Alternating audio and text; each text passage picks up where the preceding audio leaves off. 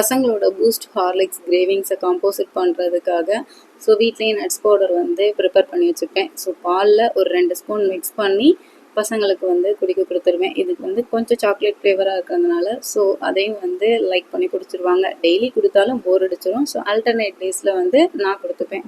இந்த nuts powder எப்படி make பண்ணணும்னு தெரிஞ்சுக்கணும்னு நினச்சிங்கன்னா கீழே டேக் பண்ணியிருக்கிறேன். ஸோ அந்த வீடியோ பார்த்து தெரிஞ்சுக்கலாம். மார்னிங் 7:30 போல் ஸோ இந்த மாதிரி ஒரு கிளாஸ் பாலில் வந்து மிக்ஸ் பண்ணி கொடுத்துருவேன். ஸோ தட் அவன் வந்து இதுக்கப்புறம் கொஞ்சம் ரிலாக்ஸ் பண்ணிவிட்டு ஸ்கூல் கிளம்புறதுக்கு கொஞ்சம் எனர்ஜெட்டிக்காக வந்து கிளம்புற மாதிரி எனக்கு ஃபீல் ஆகும். இப்போ ஒரு 2 வீக்ஸாக வந்து சூர்யா என்னெல்லாம் பண்ணுறானோ அதை இந்த குட்டி வாண்டும் வந்து பண்ணுறதுக்கு ஸ்டார்ட் பண்ணிடுச்சு. ஸோ அவனுக்கு என்ன கொடுத்தாலும் இவனுக்கும் கொடுத்துடணும்.